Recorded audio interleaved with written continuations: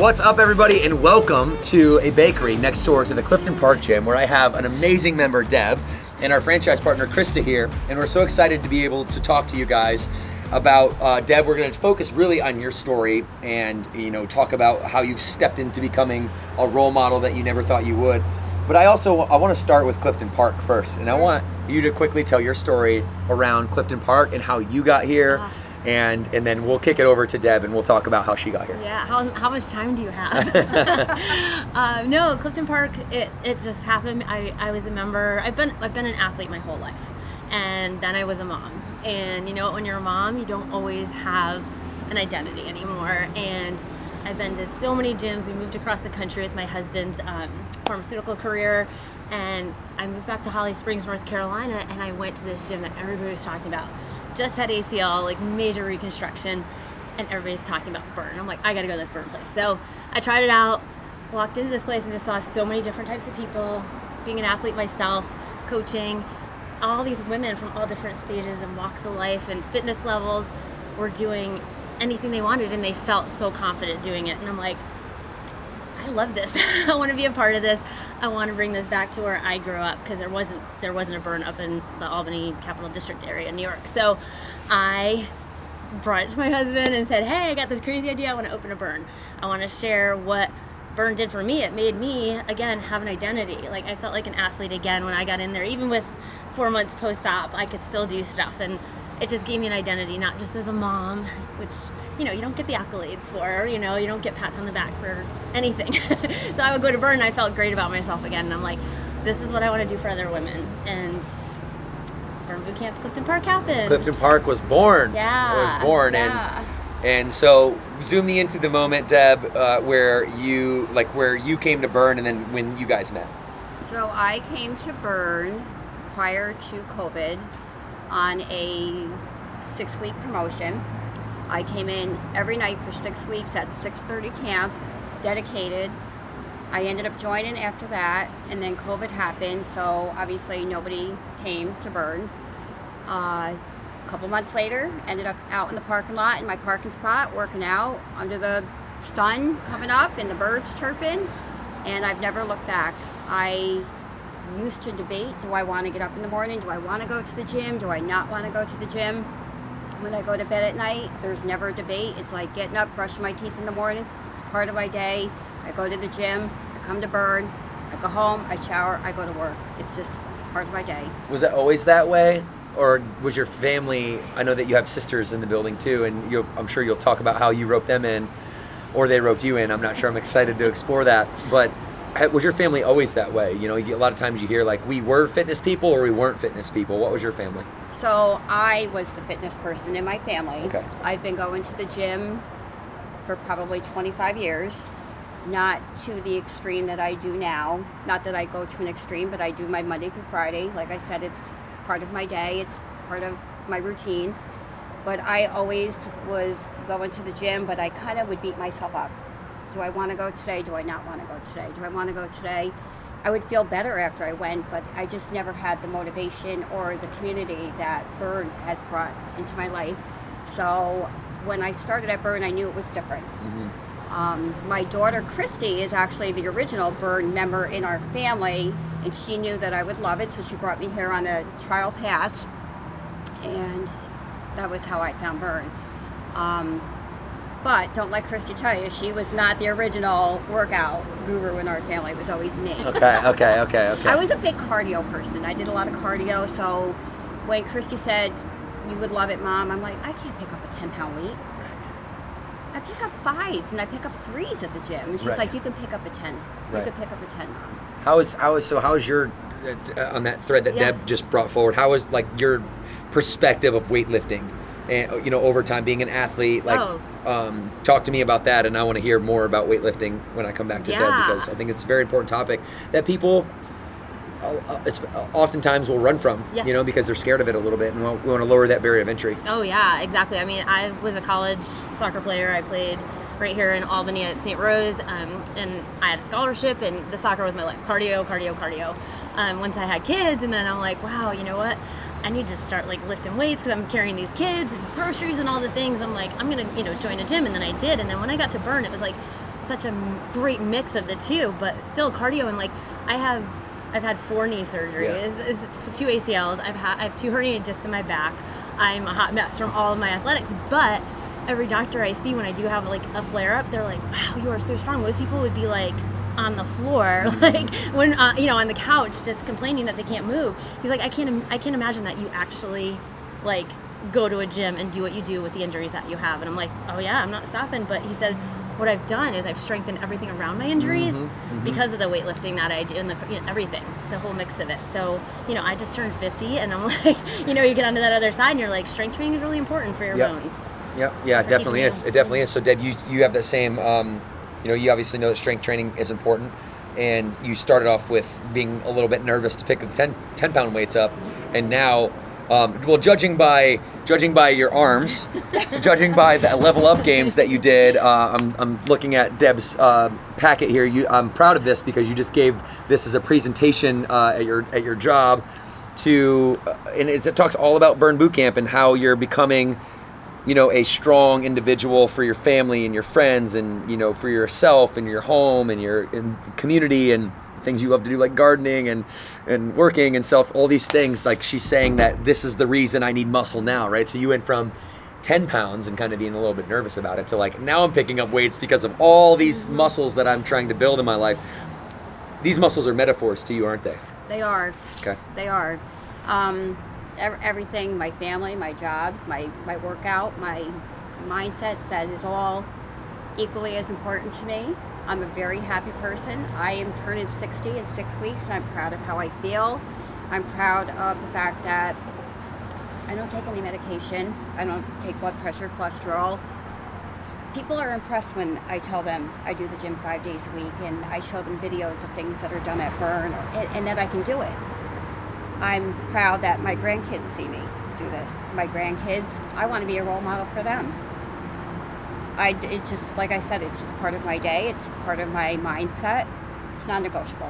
What's one thing that you've anecdotally heard your grandchildren telling you that reinforces that you're doing the right things, that you're after being a role model and you want them to observe you and to emulate you? What's one way that's been manifest? They asked me to play sports with them. Okay.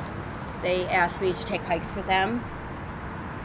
All 4 of my grandkids, I didn't know this, when I went out to Rochester for the Level Up Games, surprised me, and they came out, and they were mesmerized. I was so proud to be on that floor, knowing my grandkids were watching me, and that I was making an impact on them. So the Level Up Games, right? Level Up. Yeah. Please. Oh my God! So we Level Up Games. We did regionals here, and then we went out to Rochester for the finals. That was the best thing, was to see her 2 little granddaughters sitting next to her, competing, busting ass. I mean, I was just like, my face was just like in awe of like these 2 kids just sitting there like admiring their grandma and saying like, wow, she is so strong, and like that's what they're going to emulate to be. So it was amazing. It was amazing just to watch it. You're incredible, and I hope that other people who are approaching their 60s are out here listening to you, because to be able to, most people that are your age, you know this, they'll say, I'm not doing that, I'm too old, blah blah blah. What do you say to those people? You're not too old. Yeah, right. My sister asked me probably 3 weeks ago, how old do you think we'll be when we're still working out? I said, we will always be working out. We will not stop working out. Why would we stop? I'm not stopping. And they're definitely not going to stop either. I got the chance to meet them, and they clearly look up to you, and they always have. And which one of you was here first? At Burn? Okay, you were okay. So then you pulled them in, and what is your sister's names again? Karen and Terry. And Terry had told me a story about her losing 147 pounds. Yeah, 147 pounds. Yeah. How does that make you feel as a sister? Proud, happy.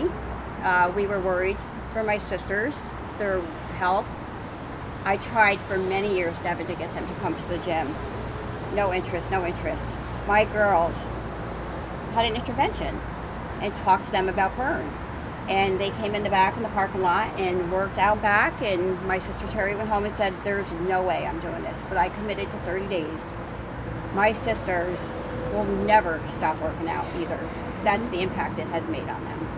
Yeah, they were so pumped when we got a chance to I'm so meet proud each other of them. outside. They were so happy to show me their pictures, and it made me just get chills on the inside because being able to, that is the ultimate form of repayment when somebody uses the tool to like build the life of their dreams. And so, how does that make you feel? I mean, obviously, you have this Yeah. this community in Clifton Park here, and all these women are.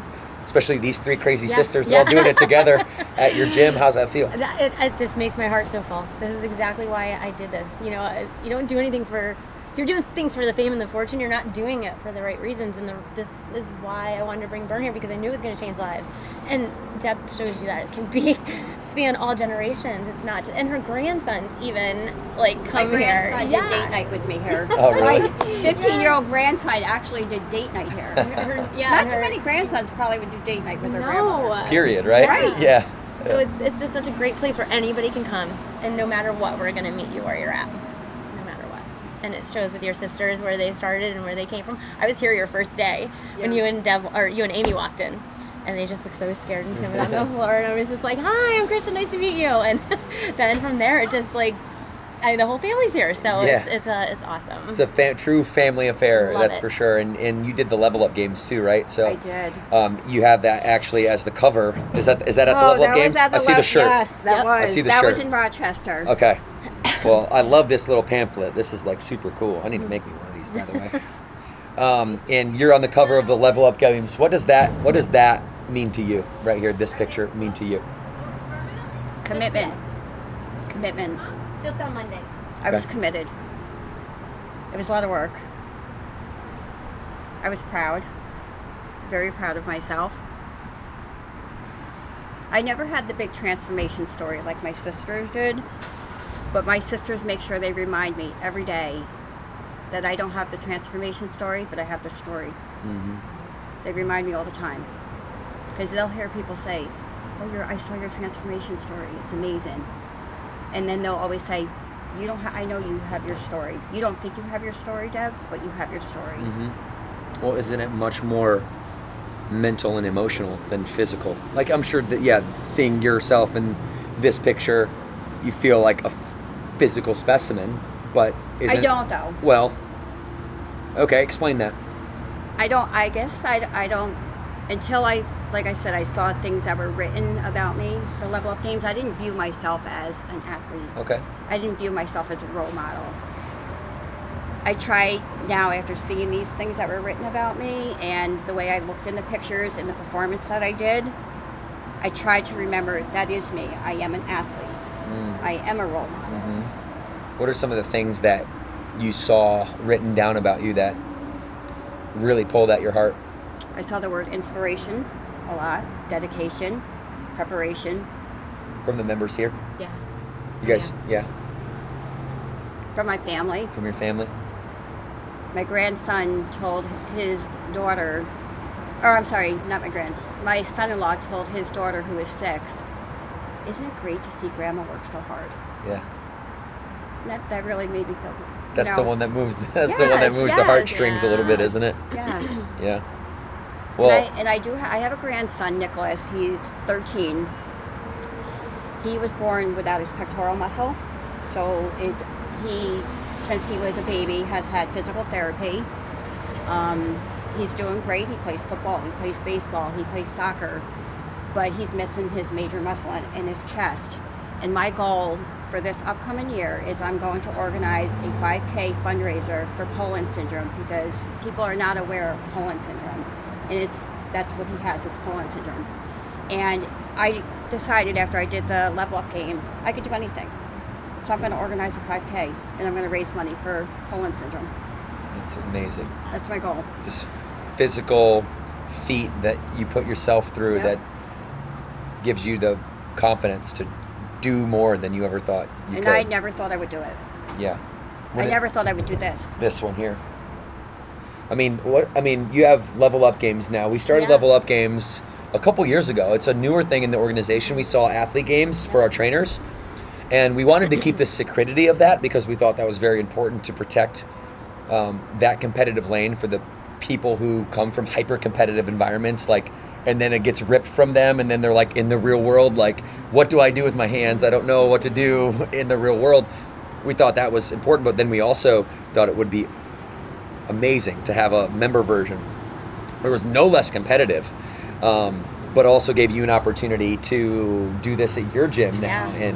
And each location gets to do it one time a year and whatever spot that works for them. And so this was the first year that you guys did it, correct? Yeah. Okay. Yeah, it was amazing. I mean, like, we heard all the stories about how great it is going to headquarters, seeing the athlete games of trainers. When we did it here, my mind was blown to see the community, everyone like was just there cheering each other on. It was just amazing just to see. There was tears shed Yeah. at the level up game. Oh my gosh, People were crying multiple. of happiness for Yeah. other members. Right. It wasn't competitive where you rooted everybody on like you were rooting for yourself. Mm-hmm. It was a very emotional day Yeah. over here. Yeah, we Very. were all like mentally, physically exhausted at the end of it just because it was so emotional. Just to see all of our members coming together from different camp times, different walks of life, everything. Like, they didn't know each other and they were cheering each other on. Hugging. The community that was built that day was just like forever, like emblazoned into our gym from there. And That's- just then we went on to Rochester to do the state finals. So it's Yeah. incredible.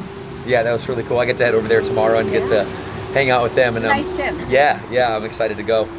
So I have two more questions that I really wanted to get to with you. The first one is, if you were to say something to yourself, 30 years ago that you would preach now, what would that be? Should have did it 30 years ago. Simple as that, right? I should have. Yeah. I've always been an active person. I was never really a gym member. Well, I was. I've probably been a gym member for 25 years. Okay. Not 5 days a week, not committed. Right. I wish 40 years ago Okay. I did it then. So you're telling people, Deb, get started. Do it. Because Do it. your life ain't getting any shorter. No. And you're not getting stronger as the days pass. So, Do it. Yeah, that's good. Anything to add on that? No, I want to be her when I'm 60. Right. Yeah. You will be. I know. Yeah, and that's why I wanted her to be here, because I think she's just such an inspiration to all of our members, our whole community. Everyone kind of looks up to Deb as like the matriarch of Burn, really, and just her whole family there, and all of us. We just like, we love you. That's all I can say. We're so proud of you. Well, Deb, go ahead and look into that camera, and I want you to give Burn Nation your words of wisdom. Your 60 years, you've gone through trials and tribulations. You're leading your family from every level, leading this community. Look into that camera and give us some words of wisdom, okay? Woo, that's a big one. Words of wisdom. Be happy. Be happy. If you are not happy, you're not happy. You can't be a good mother. You can't be a good husband. You can't be a good grandmother. Do what makes you happy. Working out, taking care of myself, being physically fit, being able to play football with my grandkids or run around the playground in the tunnel with my granddaughters, that's what makes me happy. And I couldn't do that if I did not come to a community like Burn and do what I do for myself, mentally and physically. So you get one life. Be happy. Love it, Deb. Let's go. All right, Christa, I got you. Good job, Debbie. All right, guys. Well, hey, thank you for hanging out. Listen, Deb, thank you so much. Christa, thank my you God, so thank much. you. Thank This was an amazing conversation. And as we wrap it up here, I wanted to invite you to more conversations like this from our amazing members and our amazing franchise partners on our YouTube and podcast channels. It's the Burn Bootcamp Podcast. And until next time, 2 claps on 2, 1, 2.